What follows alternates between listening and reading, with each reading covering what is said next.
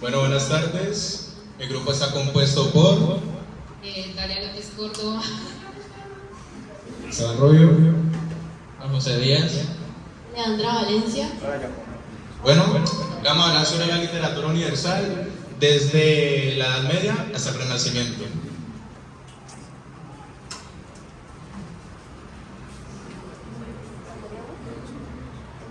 Contenidos que va a tener la exposición del día de hoy: narrativa en la Edad Media, narrativa en el Renacimiento, lírica en la Edad Media, lírica en el Renacimiento, gramática medieval y Renacimiento, dramática en el siglo XVII y textos para literarios medievales y renacentistas.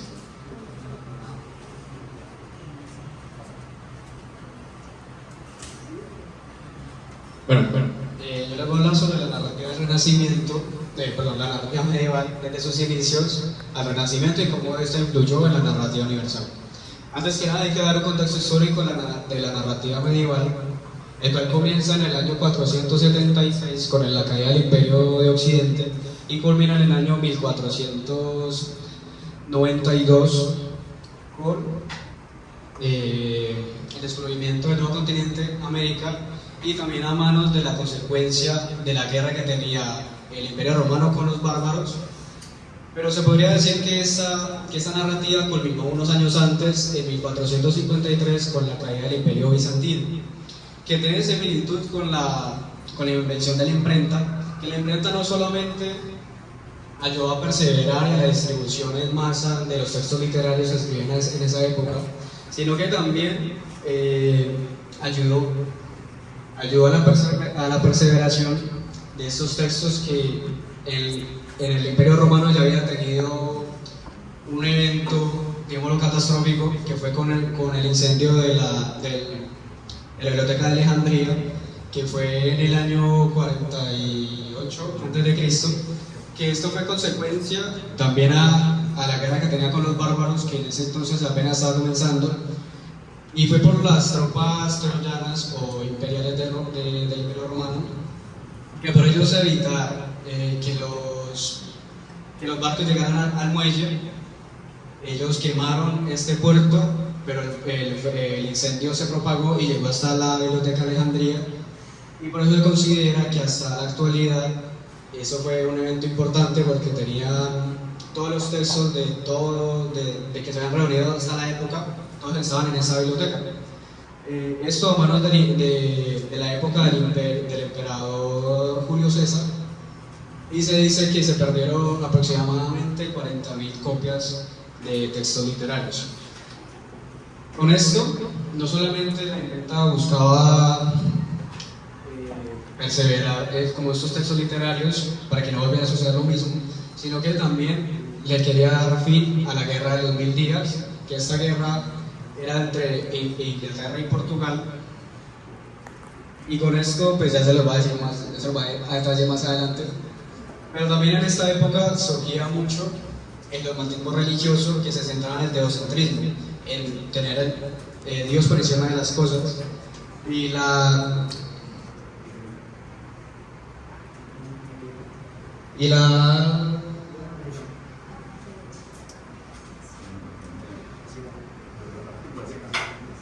con el teocentrismo, y la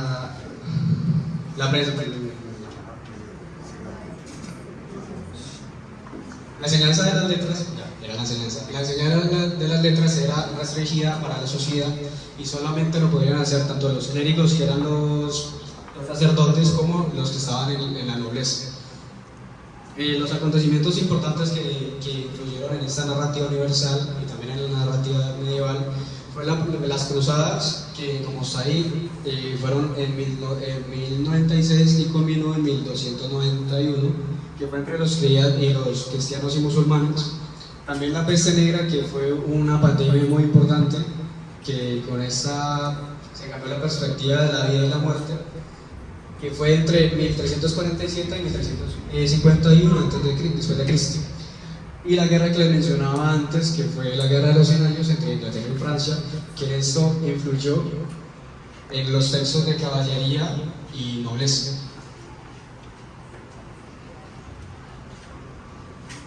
Las características de la Edad Media se enfocaron más en la épica de la leyenda que en esta narrativa medieval incluían epopeyas como el Cantar de Roldán y el Rey Arturo. En estas se buscaba sobrellevar o destacar al caballero por encima de las cosas y cómo eso influía en las batallas que ellos tenían.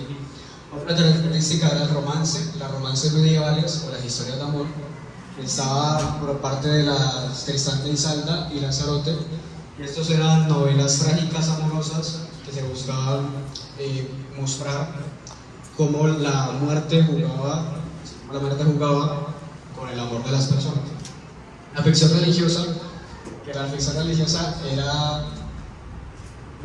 una parte muy importante en la Edad Media, y en esta se centra más la Divina Comedia, que ya se la puedo hablar más adelante, y la caballería, como el Cid Quijote, que destacaban la figura del caballero y las ideas de valentía, honor y lealtad.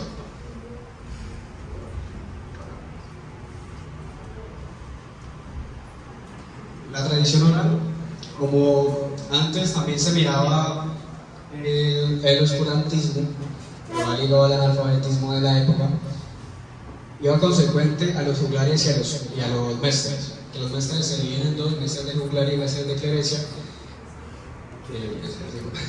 y los juglares se encargaban de ellos recitar oralmente por medio de danzas, obras musicales que utilizaban la lira y la flauta en sus obras para ellos para ellos presentar estas obras al público en las plazas a cambio principalmente de pan y vino y plata. Y los clérigos, que eran los que estudiaban las letras, ellos se encargaban de transmitir sus ideas religiosas, sus ideas políticas para presentarlas ante el pueblo. Y por eso se dividían en dos, en los mestres de juglaria y de clerecia. Los mestres de juglaria lo utilizaban como el mismo método de los juglares, pero arreglándole su métrica y haciéndolo escrito. Y los mestres de clerecia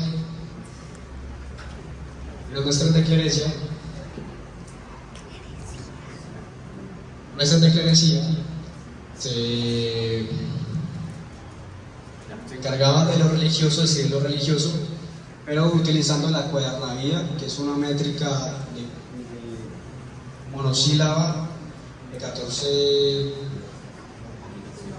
sonetos cada uno.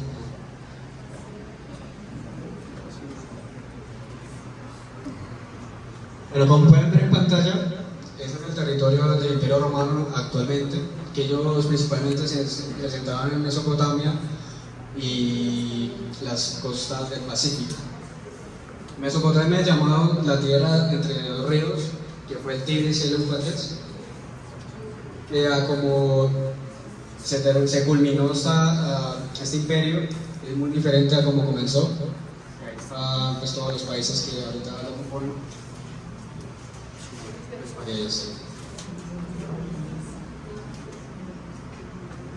Los autores destacados fue Marin de France en 1660 y fallece en 1215. Obras destacadas como las fábulas y romances, incluyendo La Lais y El aire del cortesano. Esta fue la primera francesa en escribir escritos franceses y se centraba más en fábulas y romances. Otro es Los Anónimos, como el autor del Cantar del Cid, que era una epopeya española que narraba hazañas del caballero y cómo él logró esta victoria.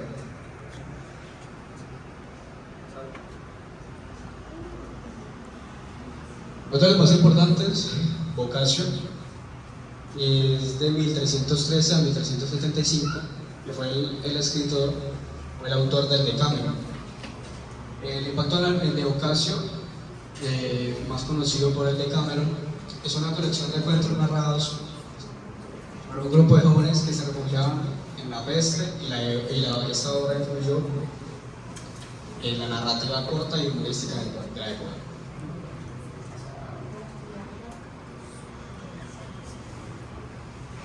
Y el más importante que tiene esta época narrativa, esta narrativa medieval, es Dante Alighieri, que con su obra pues, más importante, La Divina Comedia, que aquí les voy a mostrar tres cantares, que se los voy a leer y luego se los explico.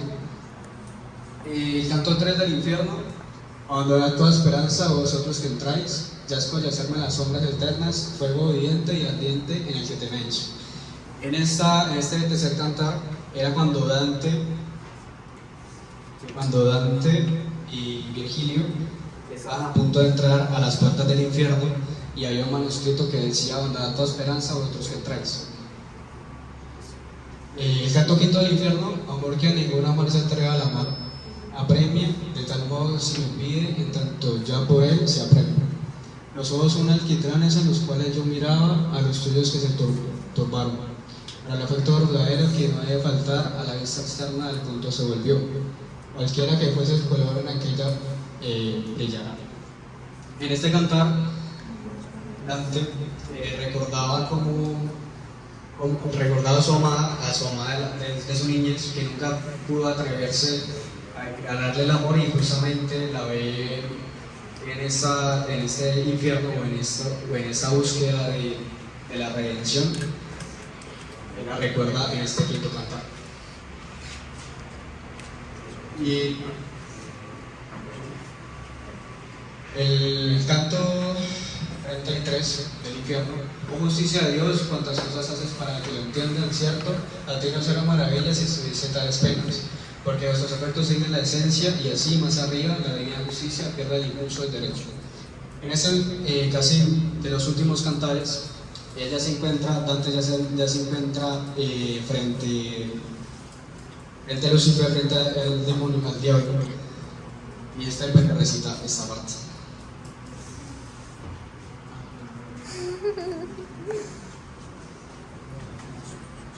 Bueno, ahora les vamos a hablar de la narrativa del Renacimiento. Esta nace en el siglo XV y se va expandiendo poco a poco.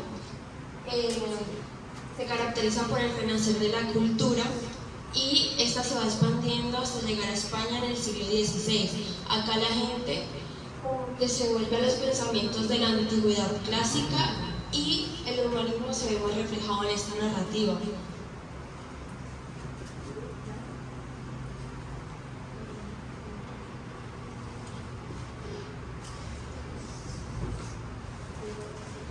Yo hablo sobre las características de la narrativa renacentista. Se centró mucho en los sismos, y en el despertar de la conciencia, que más llamado fue el siglo de las luces, el Renacimiento, que se centraba más en el yo y cambiar la idea del teocentrismo, de Dios sobre todas las cosas. Y con eso teníamos el humanismo, que era un enfoque hacia yo mismo y hacia esa esencia que tengo yo como ser humano o como persona, que era más importante que la que Dios tenía sobre mí.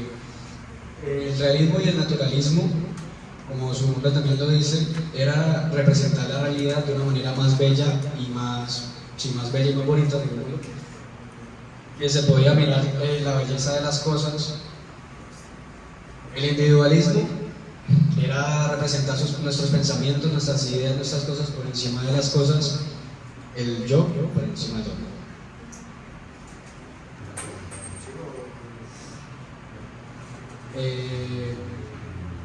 Otra, pues la exploración del yo es casi igual al humanismo. Esa exploración del yo se centraba más en conocerme yo a mí mismo que las demás cosas.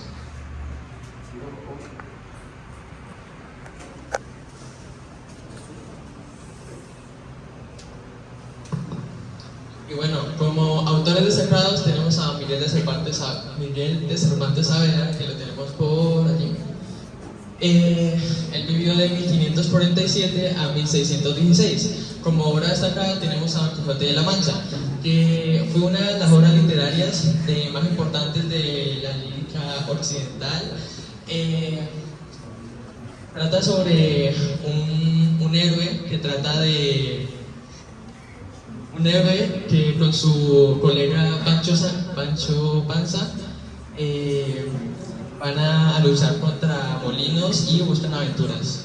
Tenemos a Nicolás de Maquiavelo, de 1464 a 1527, y una de sus obras principales fue El Príncipe.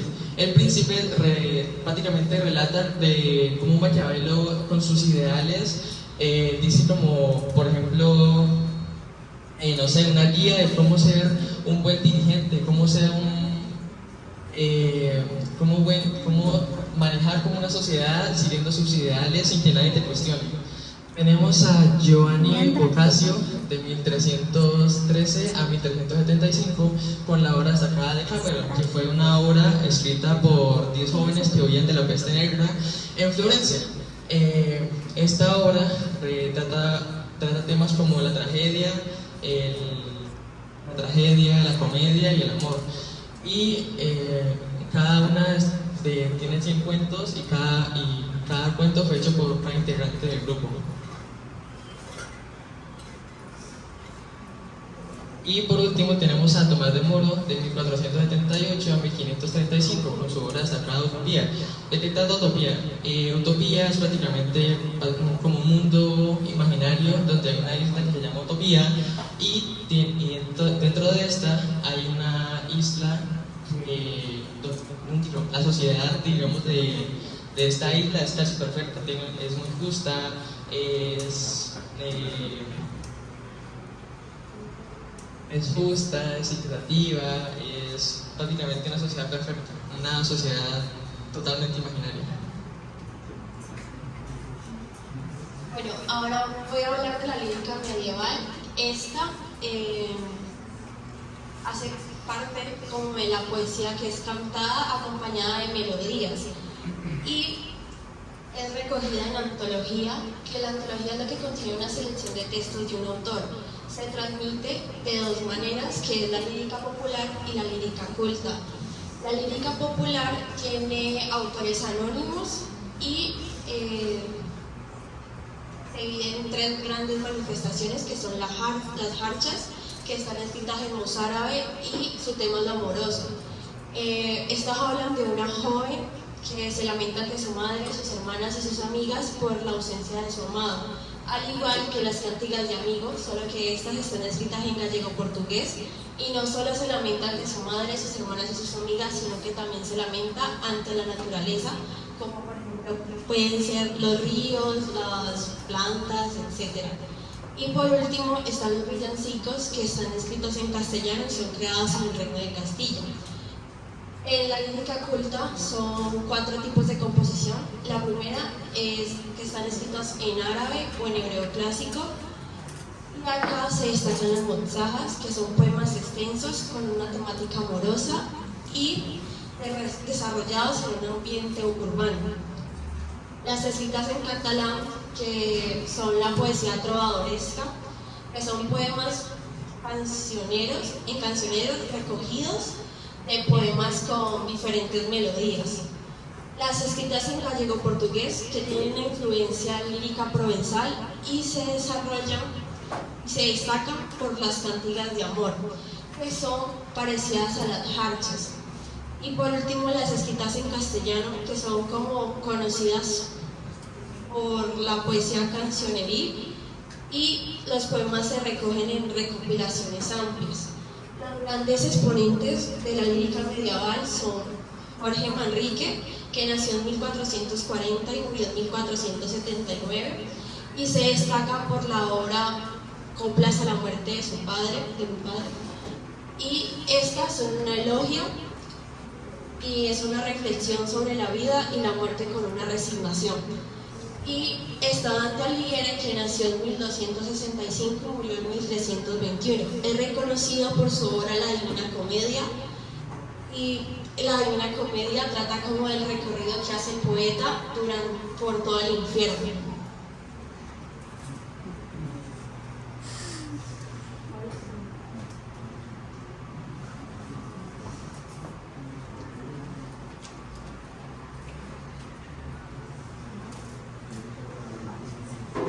Bueno, ahora sí la lírica del Renacimiento. Bueno, primero que todo, para poder entender qué es la lírica del Renacimiento, tenemos que entender qué es la lírica. La lírica se remonta a la antigua Grecia, donde a diferencia de la que tenemos aquí, era cantada y era acompañada de un instrumento llamado la lira. Tenía el objetivo de que los autores, digamos, expresaban sus sentimientos, sus emociones y su visión del mundo. En cuanto a su estructura, tenemos de que la lírica usaba las estrofas, digamos en el lenguaje de la poesía serían párrafos, y estas estrofas estaban hechas por versos, que por lo general era como oraciones que nosotros escribimos todo el tiempo. Ya hablando sobre los subgéneros, digamos que la lírica tiene varios y todos estos son importantes. Hablando del Renacimiento, tenemos el himno, la canción, la oda, el epigrama y demás, pues, varios. Ya hablando del contexto del Renacimiento, tenemos características como, primero de todo, el Renacimiento fue la transición del mundo medieval al mundo moderno, fue literalmente como el centro y esa transformación.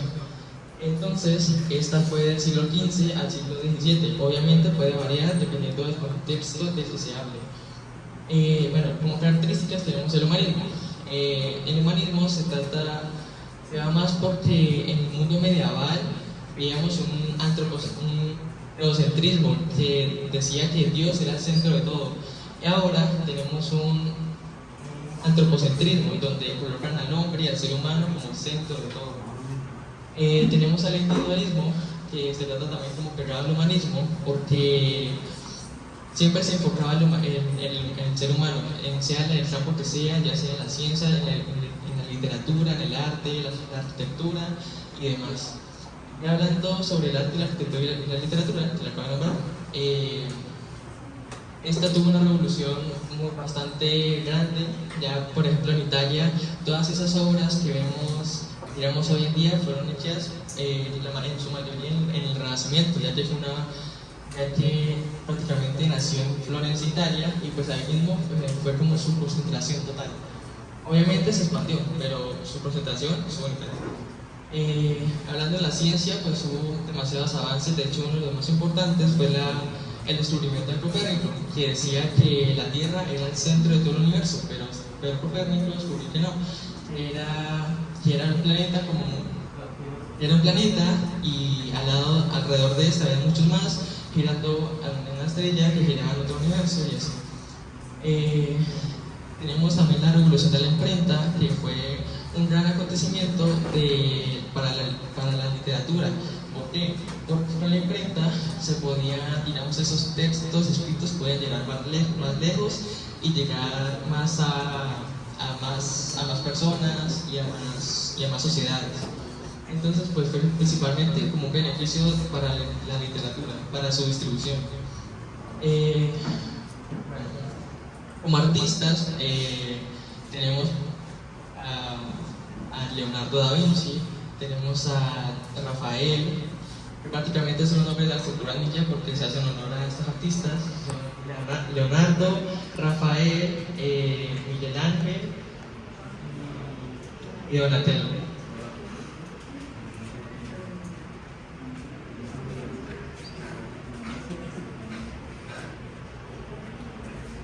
Bueno, antes de decidir la dramática medieval y renacentista, voy a dar algunos datos de los temas que tocaron mis compañeros. En la lírica medieval, como la mayoría de mis compañeros han citado, está la obra de Dante Alighieri, la Divina Comedia. No solo la Divina Comedia es una de las obras más importantes, las cuales también han tratado de adaptarse ahora, hasta musicalmente. Ya saben la conocida canción de Cancerbero, en la cual se retorna un pasaje haciendo alusión a la Divina Comedia. Otra de las grandes importantes obras que se hicieron en esta época fueron las 1001 noches de la literatura árabe en la Edad Media. Las 1001 noches, voy a darles un resumen de lo que se trata. Había un sultán el cual alquilaba, por así decirlo, varias mujeres todas las noches, y al pasar la noche con ella las mandaba a decapitar. Dentro de estas historias, una vez llegó una mujer la cual no parecía la excepción del resto, era una mujer común y corriente, pero esta mujer era muy astuta. La mujer lo cual hizo para mantenerse viva fue contarle una historia, la cual el sultán quedara, por así decirlo, pegado a la historia y le decía al final a la otra noche. Eso fue así sucesivamente durante 1001 noches y por eso se llama el texto o el libro, que tiene varias compilaciones de historias. Las 1001 noches son cuentos muy importantes y las cuales tienen adaptaciones hoy en día, como pueden ser Ali Baba y los 40 ladrones o la tan conocida historia adaptada por Disney, Aladdin. Ahora sí, entrando a mi tema, la dramática medieval y renacentista.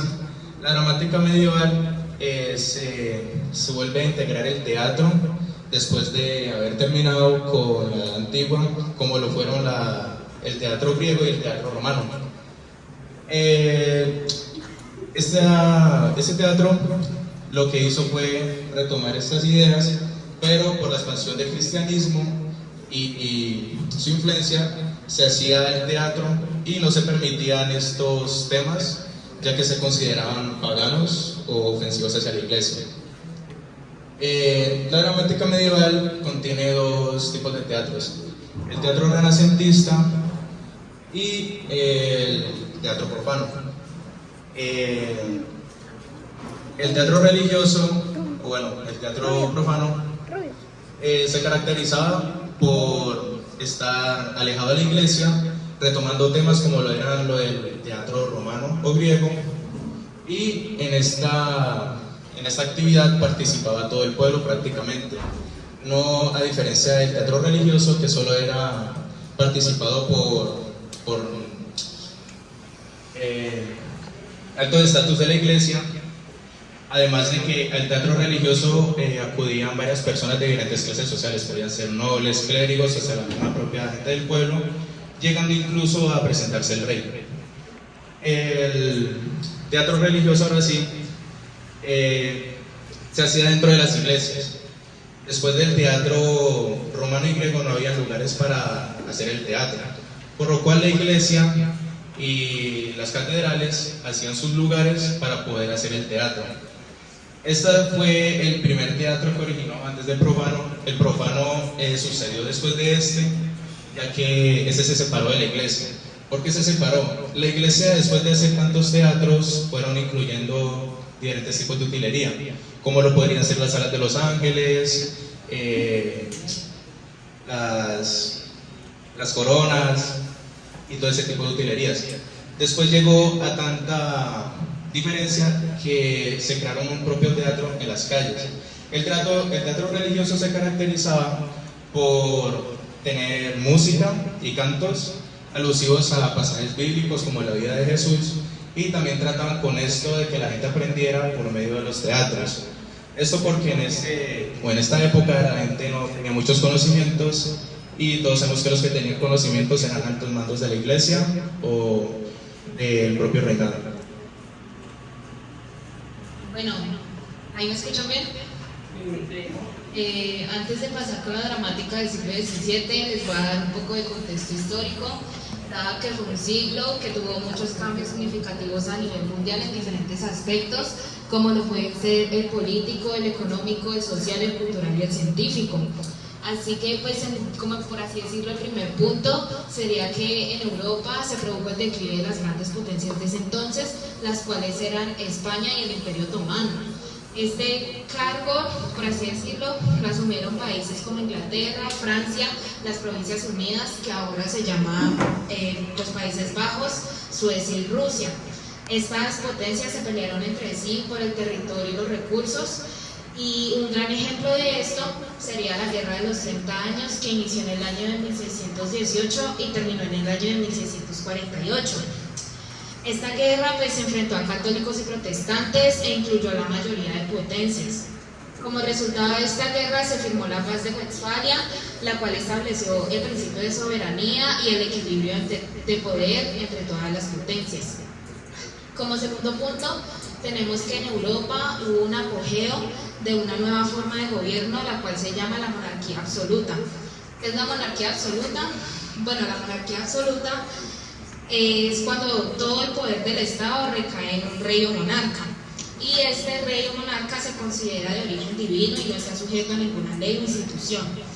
Bueno, los países, o un ejemplo de un país que adoptó esta forma de gobierno sería Francia con el rey Luis XIV, el cual se le consideraba o se le llamaba el Rey del Sol, dado que construyó el Palacio de Versalles como un símbolo de poder y prestigio. Y pues el hecho de que haya surgido esta nueva forma de gobierno en Europa no quiere decir que todos los países de Europa hayan adoptado esta forma de gobierno. Un claro ejemplo sería las Provincias Unidas, que adoptaron la República Parlamentaria, la cual representaba a los 7 estados que la conformaban y se destacó bastante por su tolerancia religiosa. Como tercer punto, tenemos que en América se mantuvo el dominio colonial por parte de España y Portugal, pero se inició una nueva era de resistencia por parte de los indígenas y afroamericanos.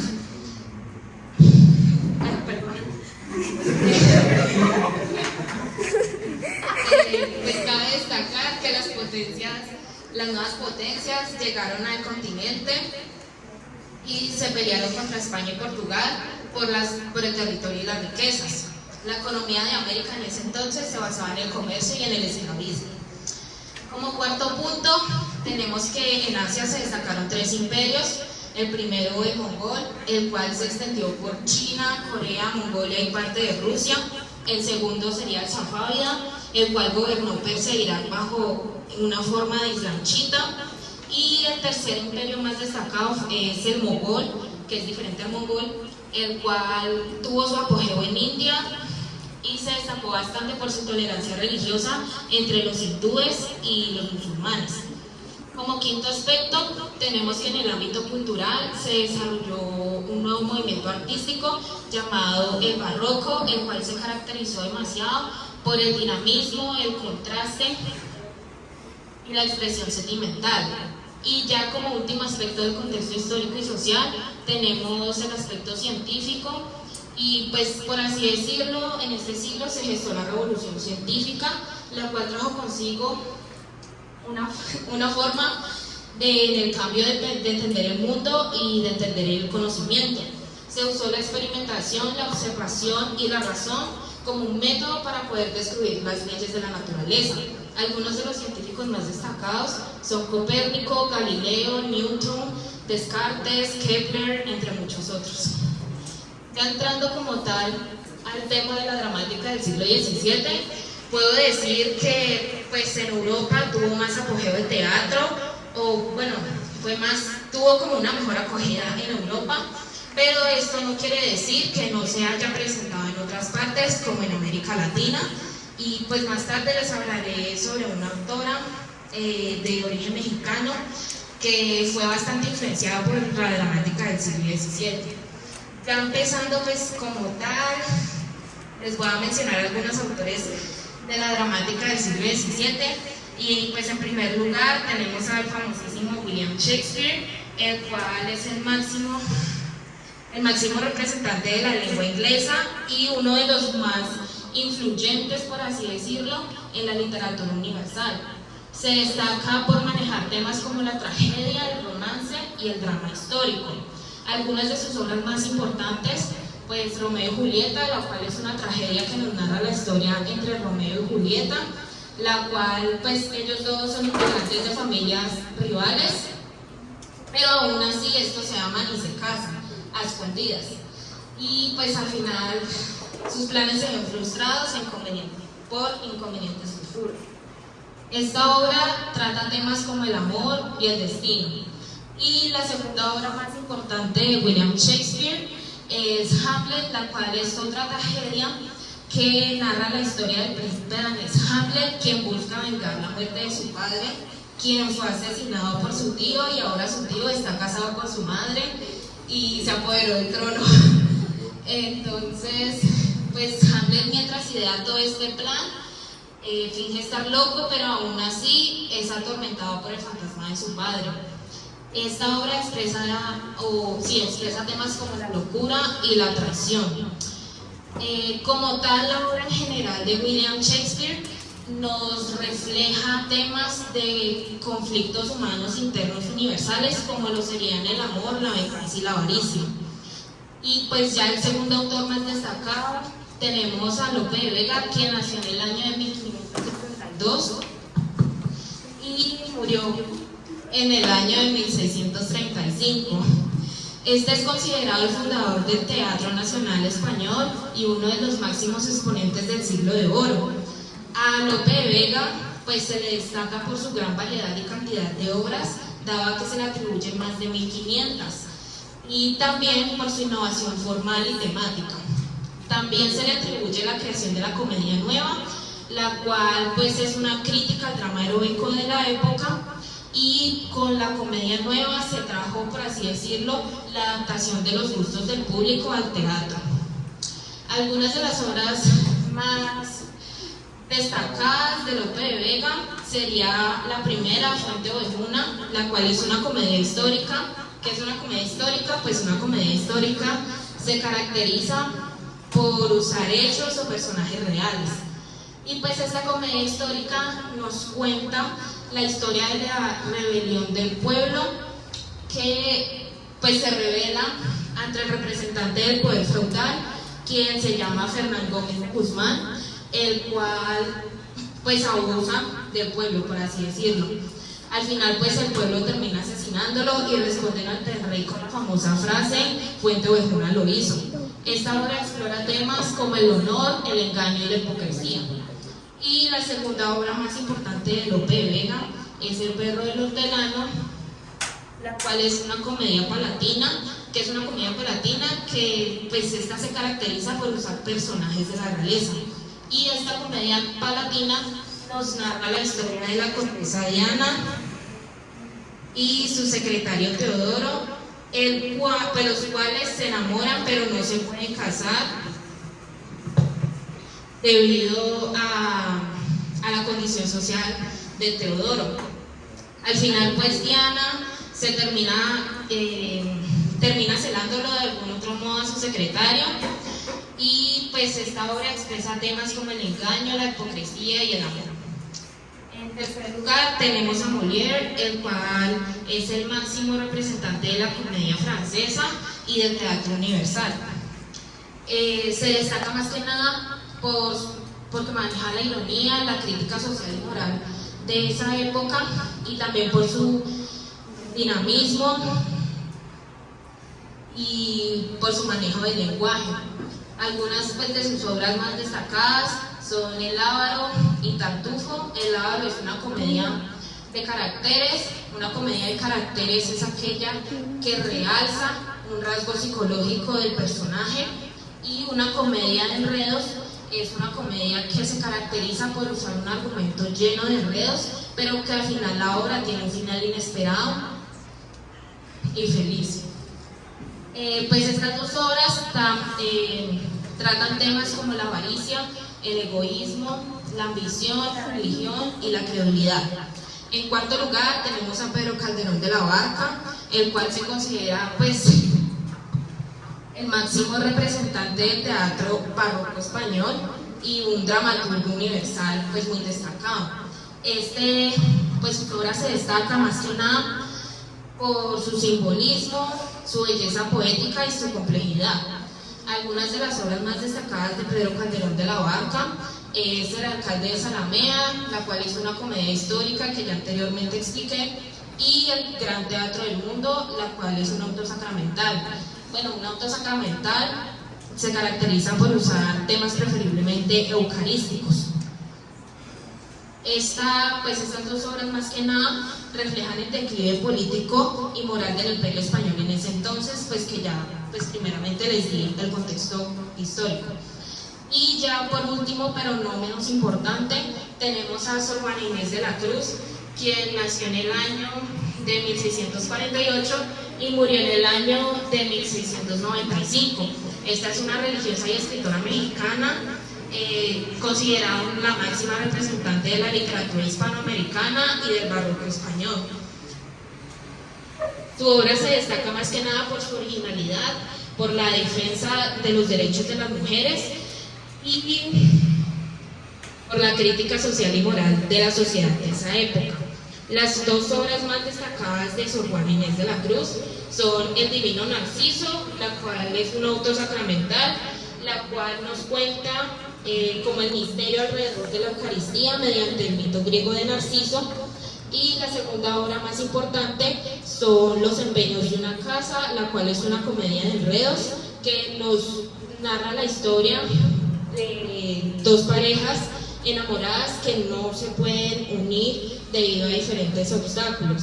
Cabe recalcar que el personaje principal de esta obra refleja los deseos, por así decirlo, de Sor Juana Inés de la Cruz, y esta obra representa, por así decirlo, o expresa su inconformidad con el sistema de relaciones conyugales del siglo XVII. Y ya pues, como para terminar este tema, la métrica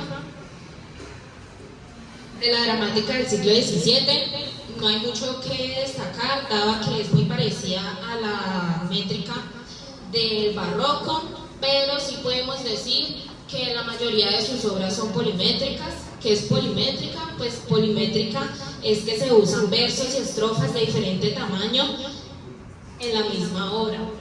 Y un ejemplo claro de esto es El alcalde de Zalamea, de Pedro Calderón de la Barca. Bueno, ya llegando con los textos paraliterarios medievales y renacentistas, tenemos que los textos paraliterarios son aquellos textos que no siguen, por así decirlo, las reglas de la literatura, pero que de algún modo sí tienen que ver con ella. Estos textos más que nada tienen un fin comercial y de entretenimiento que más de estética. Y ya mi compañero Cristian les va a hablar sobre los textos medievales. Bueno, antes de tomar los textos medievales, voy a retomar la gramática renacentista. Como antes había dicho, la gramática medieval se había olvidado lo que era el teatro de la parte que es Roma y Grecia. En la gramática renacentista se vuelve a retomar esto, ya que como todos saben, el Renacimiento es donde el humano vuelve a tomar como una identidad propia, dejando la parte religiosa de un lado, tomando el ser humano como prioridad. Por eso está aquí el movimiento del humanismo, que todos saben que el humanismo es cierto.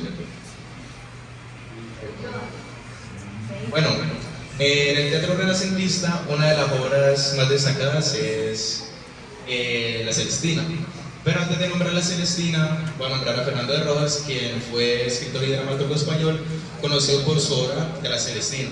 Bueno, como tal no es su obra, ya que como todos sabemos, los escritos de esta época no eran o no tenían un autor propio. Este escritor se encontró la obra y la publicó con 16 cantos. Después le hizo una adaptación de 21 cantos con su nombre y quedó como autor de la obra.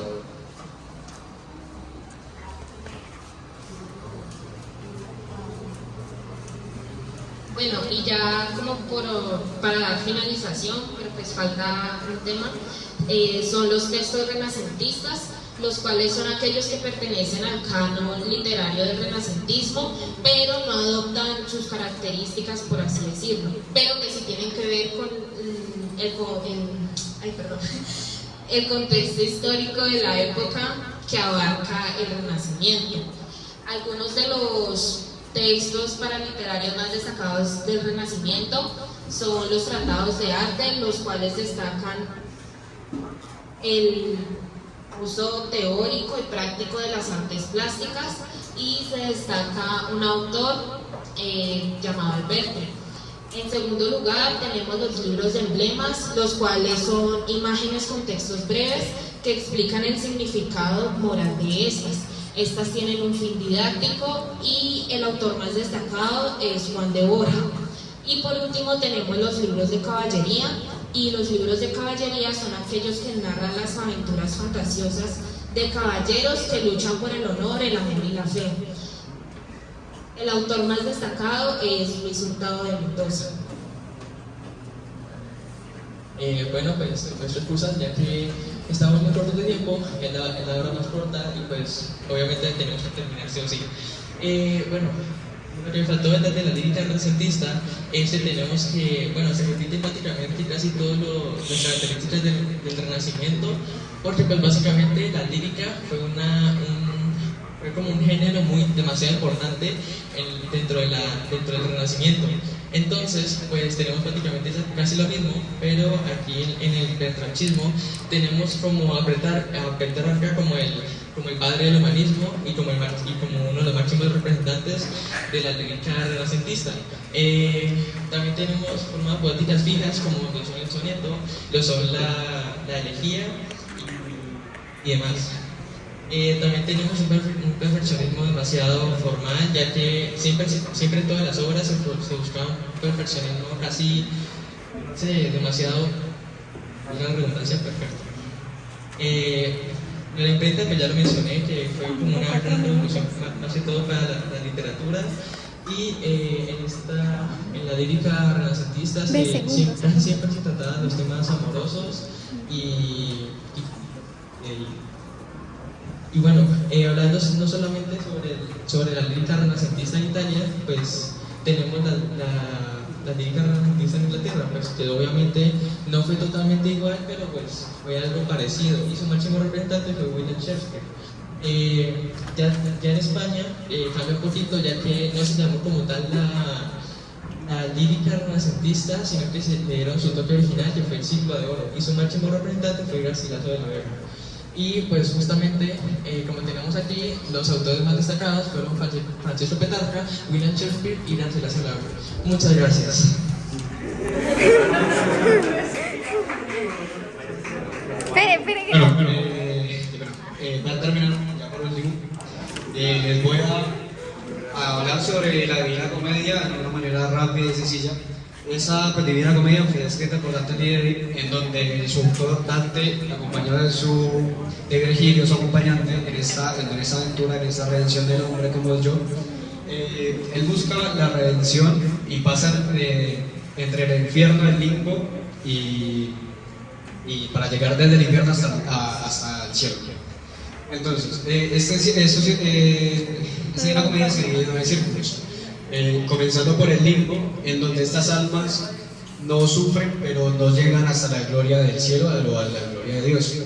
Pues seguiría la lujuria, que esta lujuria es de los deseos carnales, y esos deseos carnales se pagaban por estar bajo la lluvia y bajo el granizo. El segundo círculo era la gula, que es un pecado, que era estos glotones o estos que comían más de lo que tenían que comer, y a estos también se les hacía correr y caminar por mucho tiempo. El tercer círculo es la avaricia en las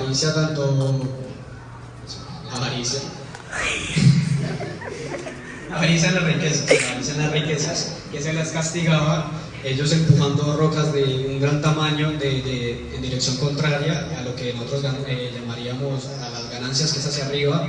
Ellos tendrían que bajar las piedras. La ira de la pereza, la ira se castigaba con un fuego ardiente, ellos sumergiéndose en ese fuego ardiente, y la pereza se castigaba haciéndolos correr casi que por la eternidad. La herejía, quien se castigaba, o era más la separación de Dios. La violencia se dividía en 3 partes: la violencia ante la persona, la violencia a mí mismo y la violencia hacia Dios. Esa se castigaba sumergiéndolos en sangre ardiente, así que lo mismo, casi que por la eternidad. Luego estaba el fraude como corrupción, el político, moroso, que no se especifica cómo se castigaba, pero era el 8º círculo. Y por último, los traidores, que en esto está, ya es como el punto del infierno, que en esto está como principal Satanás, pero se dice que hay 2 más que representan como esta parte del infierno, es Judas y el ladrón que sacrifica en compañía de Dios, y el otro de las 3 cruces. Y ya, eso sería Bueno, antes de que les vayan, queremos darle gracias a todos por escucharnos. Yo sé que estamos cansados, tanto ustedes como nosotros. Espero que nos hayamos hecho entender mis compañeros y yo. Yo sé que la exposición tiene un recorrido más largo, pero tratamos de resumir la información para que puedan entender y pues por el trabajito que ustedes están haciendo. Muchas gracias.